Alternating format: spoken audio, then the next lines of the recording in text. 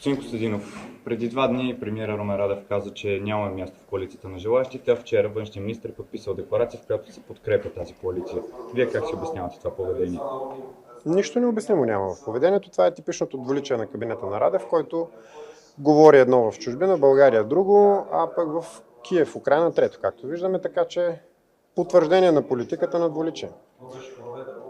А Радев говори това, което избирателите му искат да чуят, грижи се то да бъде отразено достатъчно добре по медиите, след което се надява, че реалната политика, която провежда, която е в подкрепа на Украйна, с продължаваща военна помощ и финансова и всякаква още друга за Украйна, няма да може да бъде толкова добре артикулирана по медиите и хората ще останат заблудени. С други думи, елементарно лаготене.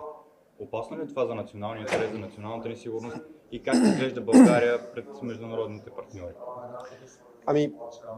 Ние по принцип нямаме добър образ в международната общност, без значение дали говорим за нашите партньори или за хората, или за държавите, които няма добри отношения с нас. За съжаление, през последните 36 години българската политика стана синоним, външна политика стана синоним на слагачество и на слугинаж. Тези доста нескопосани опити на Румен Радев да прави някакви лупинги във въздуха, където обяснява едно, а върши друго, предизвикват само единствено насмешка и презрение. Наистина. И за мен това е унизително като българин, защото отношението не е към Румен Радев. Румен Радев е просто един от поредицата безлични български министър-председатели, които просто изпълняват това, което им се каже. Те не са самостоятелни субекти. Те нямат своя собствена външна политика.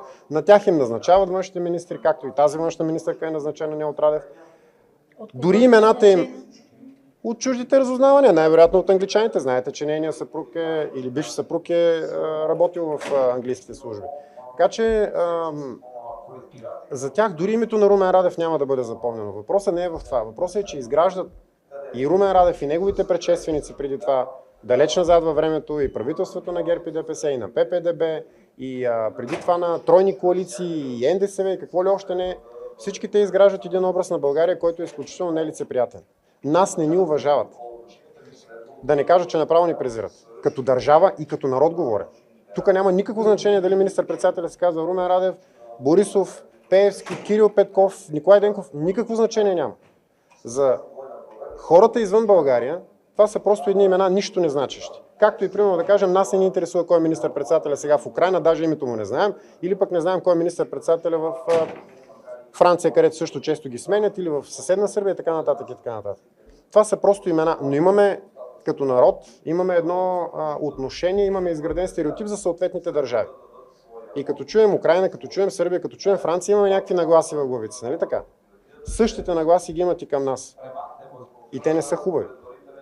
И това е наистина най-тъжното и най-лошото. Защото българският народ и преди е бил лъган, и сега е лъган, и ще продължава да бъде лъган, защото очевидно е, че една голяма част от избирателите това искат. Те гласуваха за лъжата и получиха лъжата. В този ред на мисли няма за нас нищо изненадващо от това двулично отношение и поведение. Тъжното е за българската държава.